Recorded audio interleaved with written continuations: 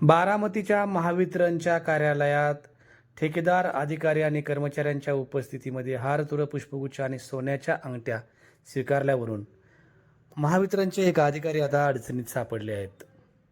ग्राहक पंचायतीच्या एका कार्यकर्त्याने या संदर्भात थेट तक्रार करत अन्नत्याग आंदोलनाचा इशारा दिला आहे. या अधिकाऱ्यावर कारवाई करावी, शासकीय नियम आणि अटीचं उल्लंघन केल्यामुळं आणि पदाचा गैरवापर केल्यामुळे त्यांना तात्काळ निलंबित करावं, अशी मागणी अवधूत सर्जेराव पाटील या इंदापुरातील ग्राहक पंचायतीच्या कार्यकर्त्यांनी केली आहे. ही गोष्ट आहे बारामतीच्या महावितरण विभागाच्या कार्यालयातील अभियंता श्री मोहन सुळे यांची.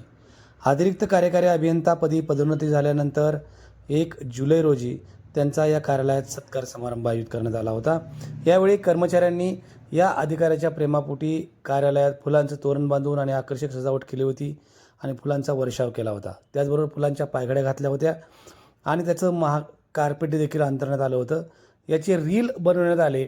या दरम्यानच काही जणांनी त्यांना प्रेमाने भेट देखील दिली आणि यामध्ये सोन्याच्या अंगठीचा समावेश होता.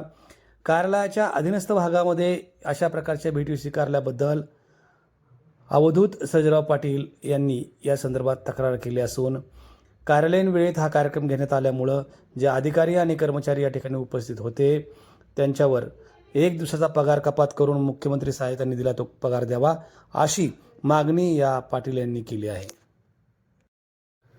बारामती आणि इंदापूर तालुक्याच्या परिसरात महावितरणचे उत्कृष्ट अभियंता म्हणून मोहन सुळे यांचा नावलौकिक आहे. मात्र त्यांनी केलेल्या या सत्काराच्या स्वीकाराच्या प्रकरणामुळं ते आता अडचणीत सापडण्याची शक्यता आहे. यावर महावितरणचे वरिष्ठ अधिकारी काय निर्णय घेतात हे महत्त्वाचे ठरणार आहे. मात्र स्वातंत्र्य दिनादिवशी आपण अन्नत्याग आंदोलनाला सुरुवात करणार आहोत, असं अवधूत पाटील यांनी नमूद केलं असून त्यांनी मुख्यमंत्री देवेंद्र फडणवीस जे ऊर्जा मंत्री आहेत आणि त्याचबरोबर ऊर्जा राज्यमंत्री मेघना साकोरे बोर्डीकर यांना देखील पत्र लिहिलं आहे आणि आपण 15 ऑगस्टपासून या संदर्भात अन्नत्याग आंदोलन करणार असल्याचे त्यांनी जाहीर केले आहे. एकूणच सरकारी अधिकाऱ्यांनी मग ते कितीही लोकाभिमुख असले तरी कार्यालयीन वेळेत काय करावं याची सरकारनं घालून दिलेली नियमावली आहे ती उल्लंघित झाली तर चांगल्या अधिकाऱ्यांचा देखील या ठिकाणी अधिकाऱ्यांना देखील त्रास सहन करावा लागतो. त्यामुळं कोणी कसं वागायचं हे अधिकाऱ्यांनी ठरावं, अशा स्वरूपाचा हा संदेश आहे.